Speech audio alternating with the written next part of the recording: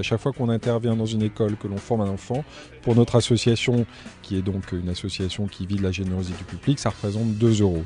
Donc à chaque fois que nous aurons un don de 2 €, nous pourrons former un enfant de plus durant cette année scolaire, d'où l'importance de cet appel à la générosité du public. C'est peu de choses, 2 €, mais ça peut sauver une vie.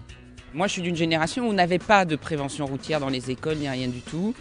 Donc je pense qu'effectivement, il faut soutenir déjà dès le plus jeune âge le fait d'apprendre le bon comportement déjà en tant que piéton. Je crois que ça devrait être plus répandu. Il faudrait que ce soit quelque chose qui soit un peu comme l'éducation civique. Voilà, il faudrait que ce soit quelque chose de très courant, quoi. Donc c'est bien et malheureusement pas assez répandu. Ouais.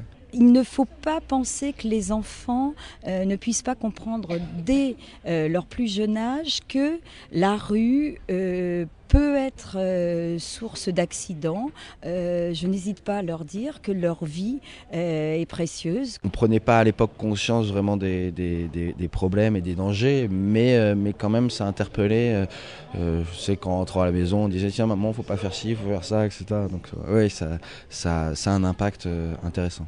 Oui, je sens les enfants très réceptifs. Ils sentent que c'est un sujet important, c'est pas n'importe quoi. Voilà, on vient chez eux, on se déplace pour eux. Je pense qu'ils ont conscience de l'importance que ça a. Les enfants sont très intelligents, ils perçoivent absolument tout. Donc eux le perçoivent particulièrement bien, bien sûr. Là, sur le vélo, la petite Mao disait justement « Ah, c'est marrant que tu me dises de freiner, moi j'aurais pas freiné à ce moment-là. » Et l'éducateur lui dit « Bah tu vois, si tu n'avais pas freiné et qu'il y avait un piéton, eh ben, tu l'aurais renversé. » Et elle a dit « Ah bah oui, bah t'as raison, ça sert à quelque chose quand même ton atelier. » On apprend comment on va aller sur la route en vélo.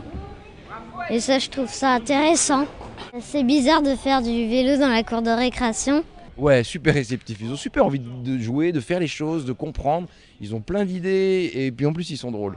Ce qui, quand même, laisse augurer d'un bel avenir. Sur les roues, un phare fluorescent avec un gilet pour la nuit, pour que la voiture reconnaisse. Et aussi des lumières et un casque. Le casque, c'est pas obligatoire, mais c'est pour plus de sécurité. Non seulement ils sont réceptifs, mais ils sont demandeurs, puisque ça fait partie de leur apprentissage naturel, normal. Et c'est la raison pour laquelle nous souhaitons, avec cette opération, pouvoir encore former, encore sensibiliser davantage d'enfants. Mais c'est vrai que ça leur fait prendre conscience qu'il y a des jeunes qui meurent en voiture et que la voiture, c'est quand même dangereux, voilà, c'est bien tout simplement de rappeler ça. 1300 jeunes, c'est énorme, hein, c'est colossal. Il faut absolument réduire, faire tous les efforts possibles pour réduire ce chiffre épouvantable. C'est un génocide. Hein. Le chiffre exact, je ne le connaissais pas, mais je sais que c'est énorme. C'est énorme, mais c'est beaucoup trop, quoi. C'est quand même lamentable de se dire que des vies s'arrêtent pour des bêtises comme ça, quoi.